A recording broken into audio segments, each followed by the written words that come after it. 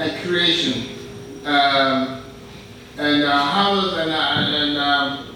Between Darwin and Einstein and Thomas Edison, you know. No, we don't want to get outside the Bible. We don't want to. I mean, it's fine to take something maybe somebody said. We know Einstein was a Christian too. I didn't know he was a Christian. No, but it doesn't matter.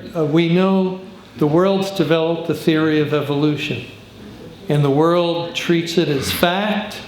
They look at the Bible and the information that the world is thousands of years old, and they laugh and they mock because they discovered that there's light years. They can see that there's stars way, way, way out in distant galaxies, and then they can measure, according to light years, how many light years it took for the light of that star to reach the Earth, and that's why they come up with billions.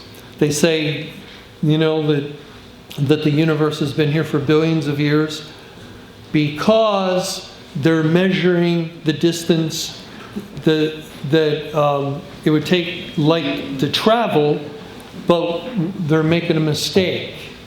And the mistake is that they don't look to the Bible. And when we look to the Bible, we see that God created Adam. And 1 minute after Adam was created, was he a baby? No, he was a fully developed adult male that if you would have looked at Adam a minute or an hour after he was created from the dust, and he's standing there and you look at him and you had to guess his age, what would you guess? 20, 25, you know, certainly a young looking man, strong, but an adult male. He did not look like a baby. And that's the point. When God created the universe, it was created with the appearance of age. And if you don't take into consideration the fact that God created, you're going to come to a wrong conclusion. Now with Adam, you'd only be off by 20, 25 years.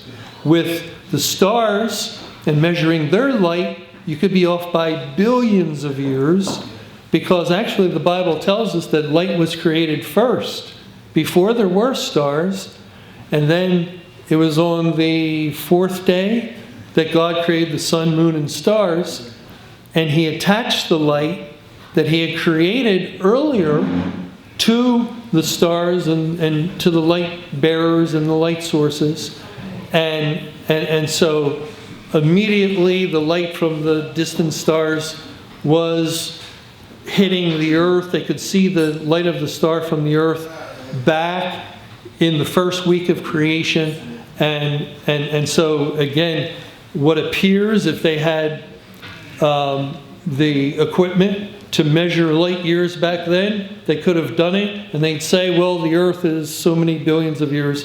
But in reality, it was days, and that's what they have to take into consideration. How did Christopher Columbus knew that the world was round when... well, I'm still getting to your question about evolution. And because as far as evolution, see, they come up with a false narrative, a false understanding of origin, because it all starts with the beginning, with the origin of matter and everything. And once they have that false understanding in place, then they come up with additional false understandings that, the world got here, there were primitive creatures that have developed, and here we are, man, and we can talk and we can think and we can make computers, and this is evolution. And it's all a lie. It's all a lie. Remember, Mr. Camping used to stop people when they would call in, and they would say something. They would lay down their premise, and it was false. And then they would start saying now, and then start building upon that.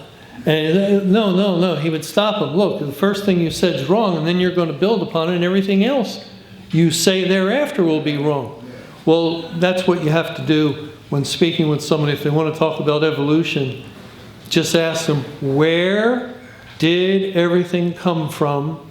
What are the origins of everything we see in the world, in the universe? And they really don't have an answer. The Bible says in Genesis 1 verse 1, in the beginning God created the heaven and the earth. And with that one statement, there's more understanding, there's more answer, more solution than if you searched all the world's colleges and their professors and all the books they've written on the subject and gathered them together. Not a one of them has any kind of idea of where the first thing came from that everything else, came from. They can't explain that.